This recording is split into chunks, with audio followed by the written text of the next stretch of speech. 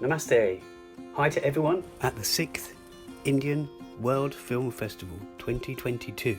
I am the director and producer of Reparation.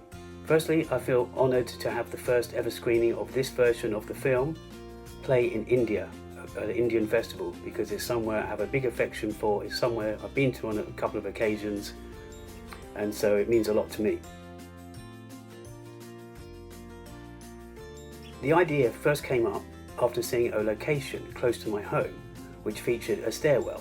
I envisaged a story, or part of a story, which could go one way or another. This developed into the narrative of this character being watched by at least one other observer.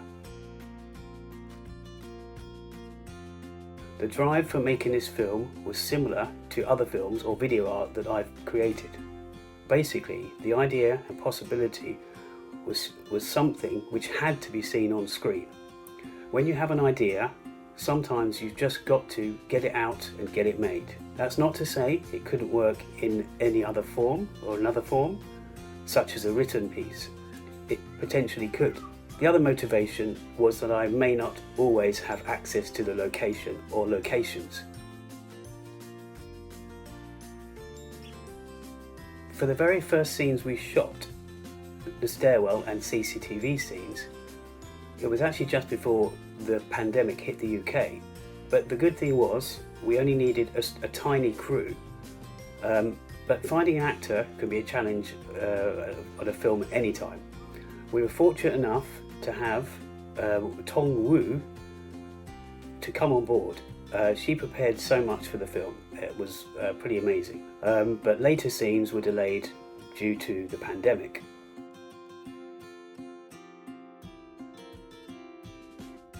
Being the film's producer, as well as director, and with a small budget, it was tough.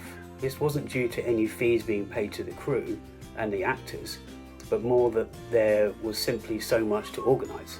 Actresses Hyojung Jung and Woo Young La were brilliant, but there were many discussions prior to filming those scenes, not least due to language, translation, delivery of lines, and other script and production decisions. The security office scenes, we managed to film them in very good time, or at least just about managed it in time before we wrapped. However, we had to wear masks, follow social distancing and other measures due to the pandemic.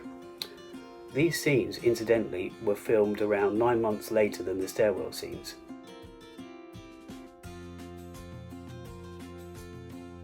Apart from some small changes during post-production and editing, the film and overall narrative remained in line with the script and my original vision.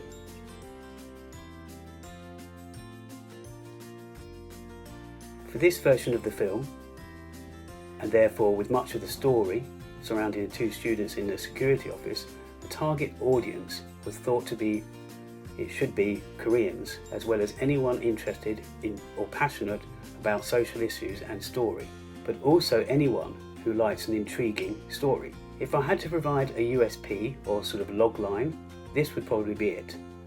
Two students, they stumble across the actions of a girl via CCTV, whilst making assumptions as to what she's up to, but all the time juggling this with their important university projects and issues. My plans with regards to distribution and promoting this version of Reparation are to allow as many people to view the film, learn about any relevant messages within it, and cultivate a passion for certain subject matters in the film. Film festivals, especially ones in Asia, are ones I'm hoping to market it towards or target to get the vision and word out. The underwritten, yet also verbalised themes and issues touched on in this film are perhaps ones not known by every audience member, especially those outside of both Korea and the UK.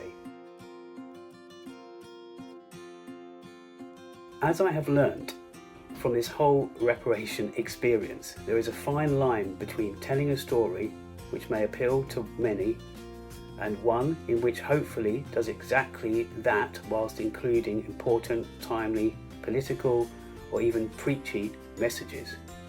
But putting whatever your heart feels into the project will produce the film you ultimately make, and it will be the best that you can do. These are the words I would pass on to other or emerging filmmakers.